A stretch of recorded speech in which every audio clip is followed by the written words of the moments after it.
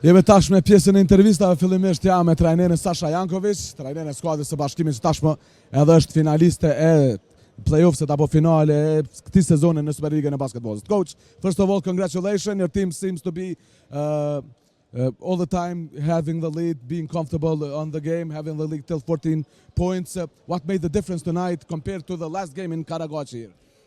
Thank you very much. How you said, we lead from first second to the last second. 40 minutes we lead, we control the game. We know it will not be easy. They have tough crowd here, tough atmosphere. Our 3 days goals were just to play, focus how much is possible, no turnovers, go with the confidence. How I said to them in the locker room, Peja need to win, we can win. So pressure is on them. So we try to start game like this. We know that Peja every time home starting great and then we need to come back. But this time was different. My guys was really focused, energy was really focused. We have confidence on the shots and I think we deserve the win.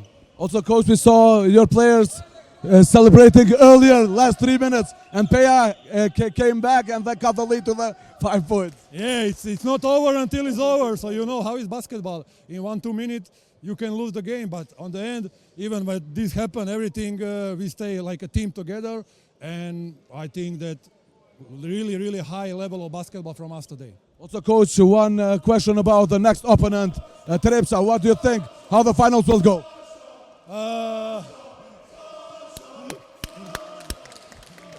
Tonight we will celebrate, tomorrow we need to prepare for Trepča, a tough opponent, but just one thing I want to say. This victory I want to, how to say in English, to put for our great management who do every excellent job for each of us and for our best fans in the league, Arpagic. This is for them. From Sunday we starting final and we will win.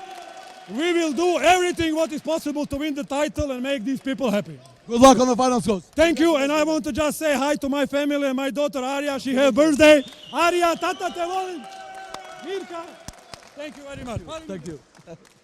Ishim së bashku edhe me krye trajnerin. Jankovic festa nuk mungoj edhe nga stafi i skuadrës së Bashkimit.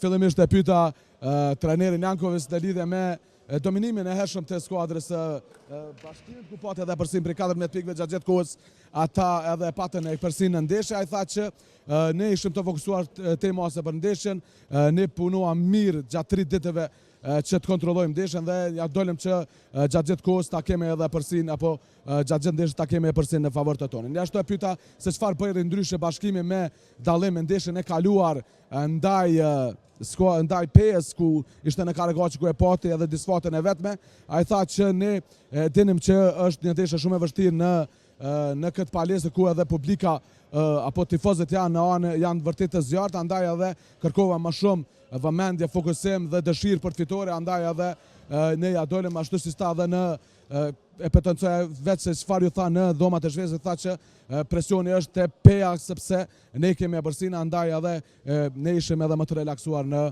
ndeshje. Ne ashtu e pyeta edhe në lidhje me kundërshtarin e radhës që është Trepča për skuadrën e Bashkimit.